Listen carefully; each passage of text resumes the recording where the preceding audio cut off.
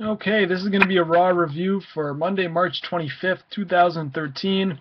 2 weeks left until WrestleMania, and it was a decent to average Raw, I would say, like 5.5 to 5.75. Could be a 6 if you really want to push it at a 10. Main event segment really saved the show for me. Other things were kind of forgettable, but there were a couple things that are worth mentioning. Show opened up with CM Punk and The Undertaker. They kind of had their first glimpse of physical contact, and same with The Rock and Cena. At the end of the show, you had the beginning of the show, and the end of the show, you both had their very first physical contact with each other 2 weeks until the show. But Punk cut an okay promo saying he doesn't care about the urn, but he knows that he has Undertaker's number, and it was always cool to see Undertaker kind of show up out of nowhere. So that was cool to see. Fandango versus Jericho. Now this is a little weird. As much as I don't want to see Jericho versus Fandango at WrestleMania, I do think if anybody can pull a match out of this guy, it can be Jericho. And seeing Johnny Curtis wrestle on NXT, he's quite average. I wouldn't say he's amazing, but but I think with the right guy, I think it could be an okay match. But really after Jericho, it's going to be all downhill from there, because who else is he really going to work with that can make him look like $1,000,000 like Jericho can? So he's going to have a great debut, but pretty much after that, it's just going to be a collision course to hell. Triple H thing I didn't see, but I heard he kicked Barrett in the nuts, so take that for what it is. And then Miz versus Barrett. This is, I guess, another match that's going to be added to WrestleMania.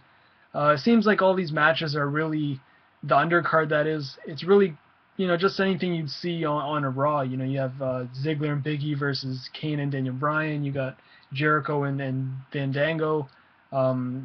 This match here, Miz and Barrett, is probably going to happen. Ryback versus Mark Henry.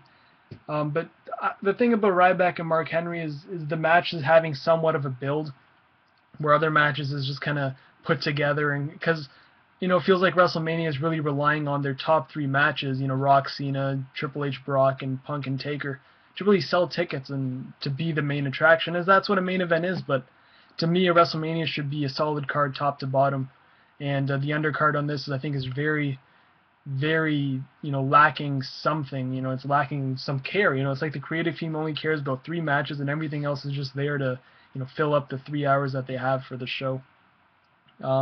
But the weightlifting contest is going to be on SmackDown. I'm kind of very curious to see what they're going to do about that.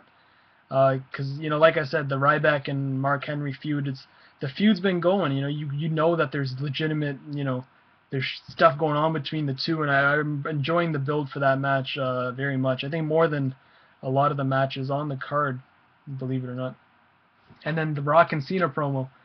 For those who were kind of skeptical on the match being what it is, it could be Rock and Cena. It is what it is. But this promo that they cut was, started okay at first, but by the end, when Cena really got real with the crowd and with the Rock, you can tell it was real emotions coming out of him, and he truly believes he's better than the Rock. And at WrestleMania, he's gonna prove it. And I think I'm sure it's not gonna be, there's only 2 weeks left, so it's like next week and then WrestleMania.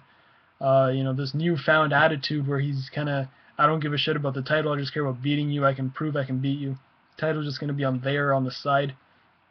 It really made me interested in this match. I think a lot of people are kind of turning their eye now towards this match and getting them interested. I think it's the best thing WWE can do, because a lot of people are given some slack on the whole twice in a lifetime. And Cena explained it. He said it was supposed to be once in a lifetime, but I thought The Rock would just take his, after he loses or he wins, he's just going to go home. But he lost, and he's still doing his thing. So, that explains twice in a lifetime. But that's all Raw. I highly recommend you check out the final segment, the opening segment.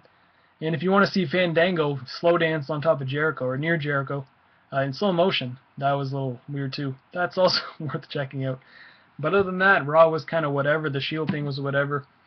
Nothing too crazy about that. And I'll see you guys in the next video.